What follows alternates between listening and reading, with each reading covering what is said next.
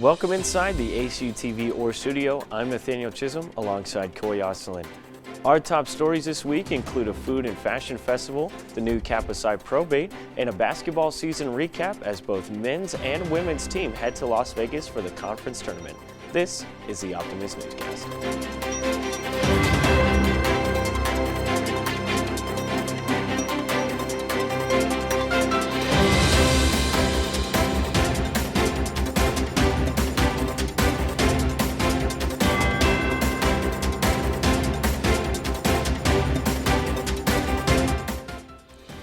ACU started a shuttle for students needing transportation to the local Walmart in places around Abilene.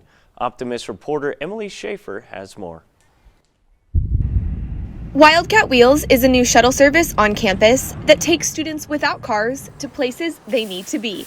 Kind of a trial and error type thing at first because it was figuring out when people would want to go and if people would actually show up, figuring out how to tell people about it. While many students here on campus need rides to the grocery store, this is especially true for international students who appreciate this ride for more than just convenience.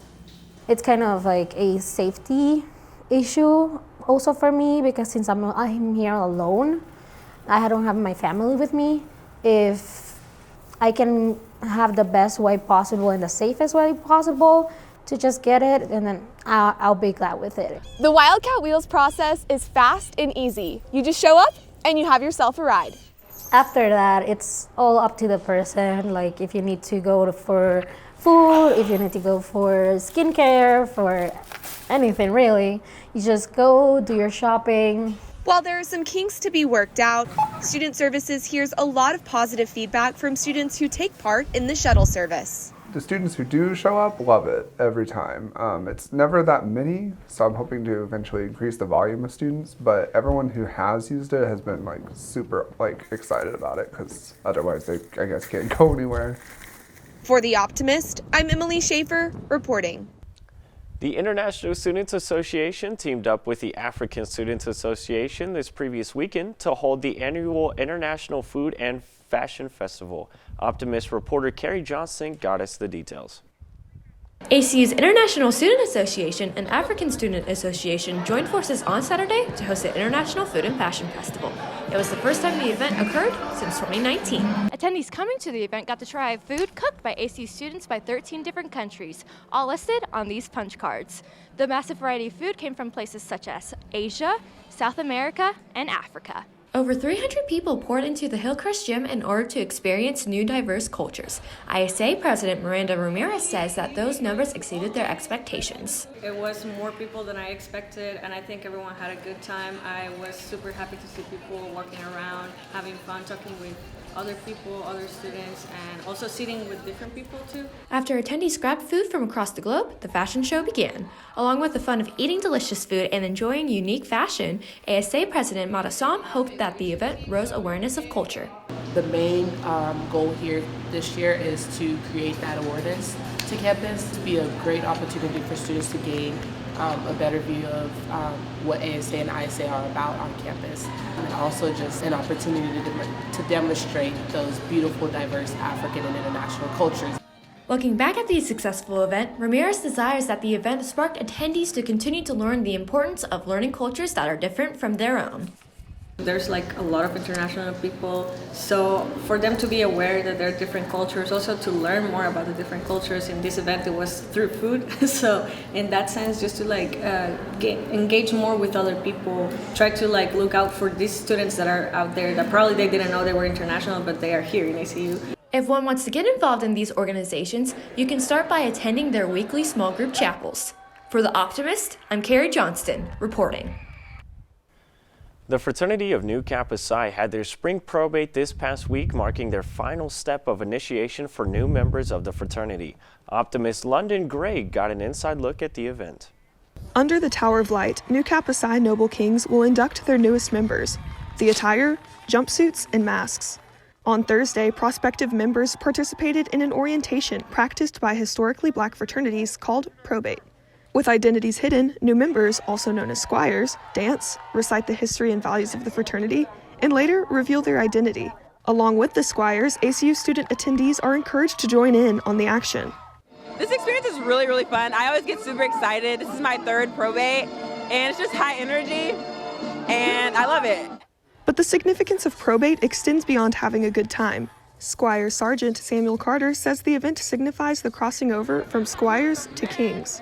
What this entails is their knowledge of what it means to be a noble king and what it means to be somebody who's discriminated against on this campus. The group's origin was inspired by historical black figures like Muhammad Ali and Rosa Parks.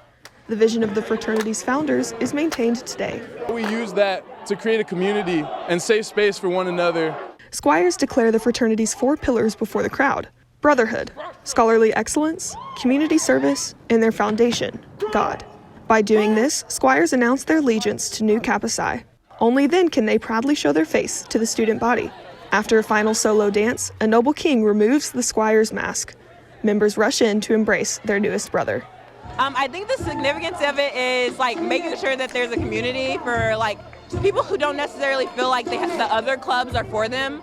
And so that's what makes them different, is they really want you to know like we're not just up here singing and dancing, but we're rooted in something deeper. Nu Kappa Psi was established in 2016, making them the youngest fraternity on campus. They are building their brotherhood, and this year, 10 Squires have become kings. For The Optimist, I'm London Gray. Up next, men's and women's basketball teams are headed to Las Vegas for the Western Athletic Conference Tournament. Coy Oslin has more. Coy? Thanks, Nathaniel. Basketball is wrapping up its first season in the WAC, ending regular season conference play with both teams snagging wins against Tarleton. Optimist Shelley Bird has an in-depth report on how the season went. This past weekend ended the regular season for both men's and women's basketball before they move on to the WAC tournament next week. Let's recap and take a look at this historic season for Wildcat basketball. The men's season began with a rocky start as they lost their first 2 games against Utah and Texas A&M before finally winning in overtime against UT Arlington. They went on to win their next 10 games as well.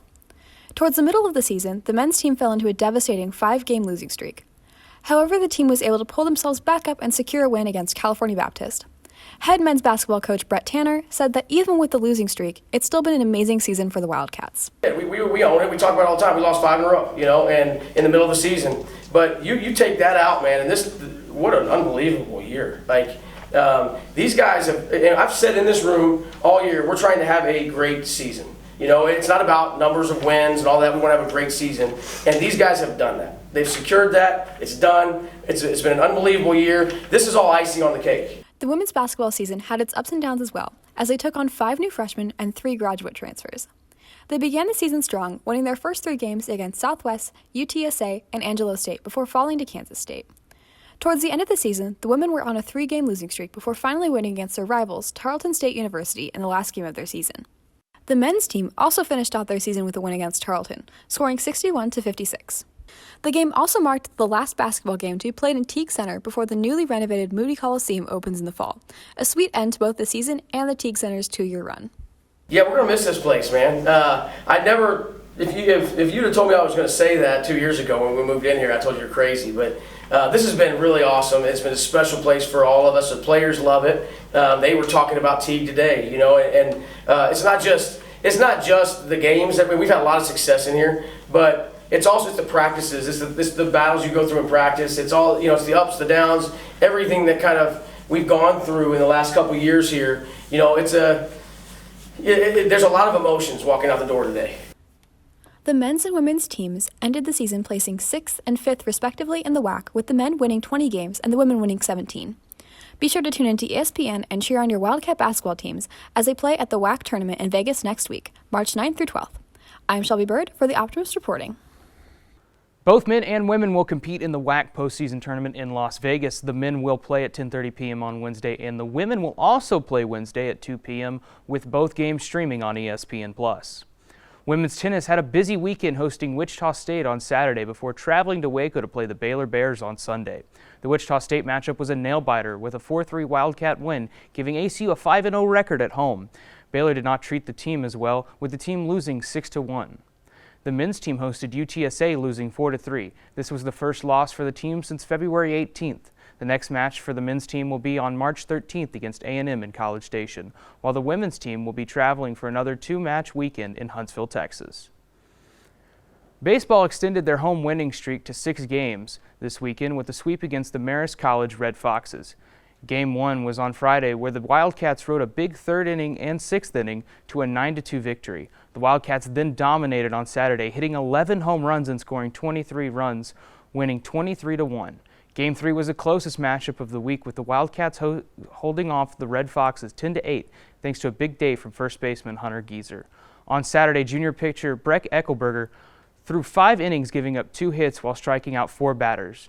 Head coach Rick McCarty had this to say about Eckelberger's start. The way he handles life across the board, I think he's just real steady, which is what you want in a starting pitcher. Attacks the strike zone. He's got a couple pitches that are really good for our level and gets himself in good counts. And more importantly, it's quick and it's efficient and gets our offense back, in the dugout with an opportunity to score. The Wildcats' next game will be Wednesday versus the Big 12's Baylor Bears at 6:05 p.m. at Crutcher Scott Field and streaming on ESPN+.